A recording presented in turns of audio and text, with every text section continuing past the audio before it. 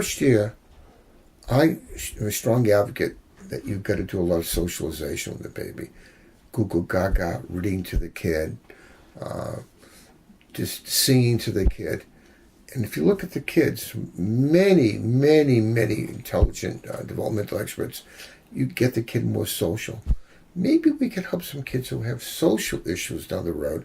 We spent more time the first year getting them acclimated to that goo gaga, the things that you put on YouTube, you'd be embarrassed. Right. But they aren't. They're really helpful, aren't they? I have a personal story about that. I agree with you. My daughter was born 8 weeks early, and she was in the neonatal intense unit, and this is back 26 years ago. And I did something, it was just natural. I would sing her lullabies at night. She's in the incubator. And I noticed after a while that the nurses would come in and watch this. And what they started to do was they started to tell a lot of the other children in the neonatal unit had teenage parents. And the teenage parents didn't do any of that type of stuff, didn't socialize their kids. And so they started bringing them by the window and would say, see what he's doing?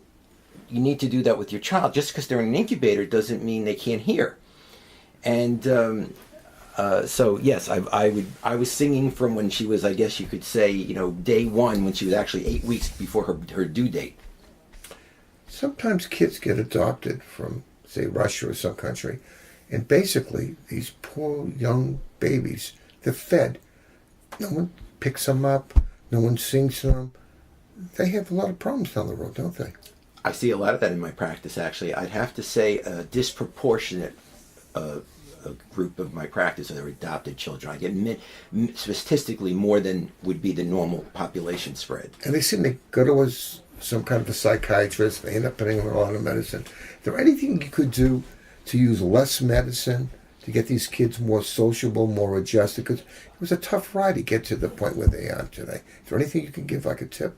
Well, the kids that you're talking about, I'm very aware of what you're talking about. In fact, many of them were really, they diagnosed it now attachment disorder.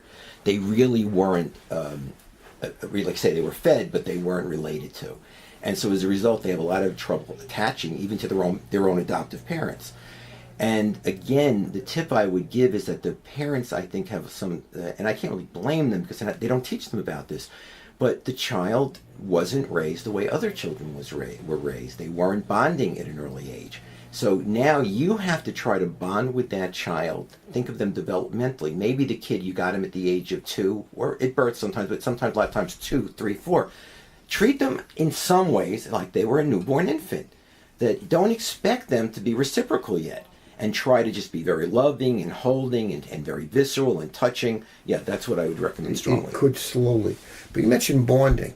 There's some interesting studies say that if you get the baby, immediately give it to the mother. One, they may even crawl up to the breast. But that first few minutes, that bonding, they've shown the kids are psychologically better down the road than if the kid shows up 2 hours later because they clean up the mother and the kid. So that's important too, isn't it? Yeah, very much so. That's why I like the idea that a lot of people now try to obviously not be under general anesthesia when they're having a child. Years ago that was very common, and the child would be brought to the mother. So my advice to parents is okay. I like your advice.